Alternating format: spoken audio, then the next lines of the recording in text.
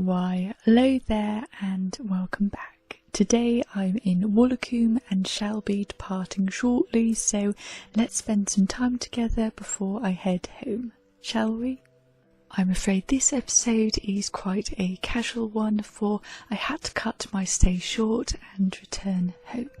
I would say that I am sad that I could no longer stay and do more, but that just means I have more fun to await me on my next visit here. So anywho, let's continue on.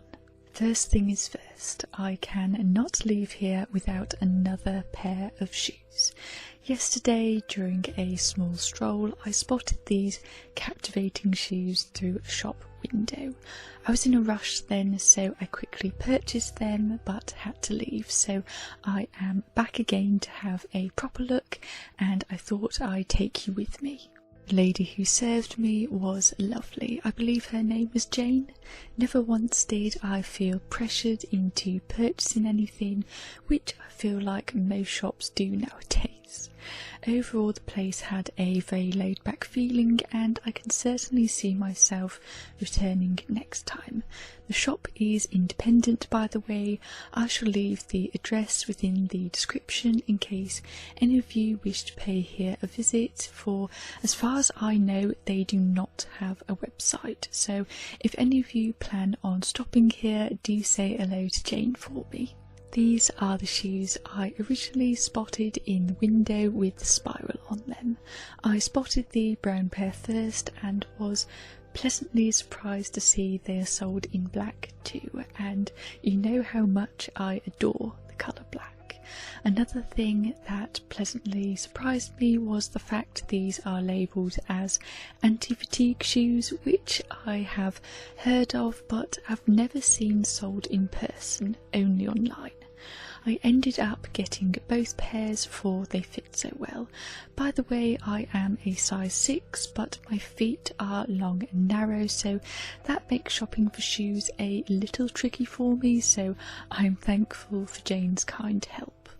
There was such a large variety to choose from, plus a sale was on, so I did spend a good amount of time in here. Off camera, I additionally spotted a gorgeous pair of red cork-heeled shoes.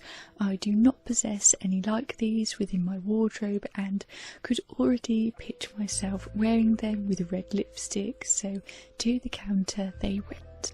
So in total I ended up walking out with 3 pairs of shoes altogether, and I should note I am considering giving an honest review of them in a future episode if you would like a closer look. I also didn't want to do that in this one, as I wanted to give them a proper wear test before lending judgment. Now it's time to say farewell and continue on. I did explore a few other shops but left almost empty-handed. You see, when it comes to collecting things, whether it be on my adventures or so on, I'd rather own a few items, that of which I adore, than a mountain full of things I like. I know it may sound silly to some, but that's just how I am. So I encountered plenty of things I liked today, but only one thing I loved: a necklace. I'll show you what it looks like later on, but for now, since it was hot, I stopped by the local bar for a drink.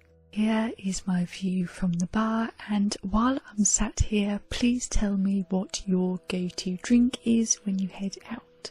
I'm curious to try new drinks at the moment, and I would love to hear some of your favourites. Yes, here are my nails today. In the past you have displayed much curiosity for them, so here they are.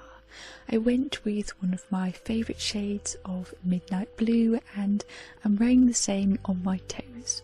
I'm debating which colour to paint them next, so feel free to comment below what colour you think I should paint them. Also, so far into my shoe wear test, and may I say they're holding up quite well. By the way, I just want to point out that I've noticed in almost all of my vlogs, I always do a voiceover and never speak directly to the camera. One of the reasons I do this is because I always want to be respectful to others around me. Some of the places I attend are most quiet, so imagine you're sat somewhere peaceful and then I walk in muttering to a camera. I know I'm not a loud person, but still I don't want to take away others' peace for my own needs. But I am considering talking directly more in future, but when in open spaces, if that makes sense. Here is a very good example of an open space. I took this footage yesterday and could not resist including it. Would you look at that sparkle? I shall never understand those who do not admire the ocean. Anywho, that's enough admiration for one day. Let's head back, for I have a good amount of travelling tomorrow, but before I do, here is the necklace as promised. It is in fact a real black scorpion. I know it may not be everyone's cup of tea, but in case you can't already tell, I do love insects. I suppose it's just the tomboy in me, but anywho, it seems to have reached the end of the episode.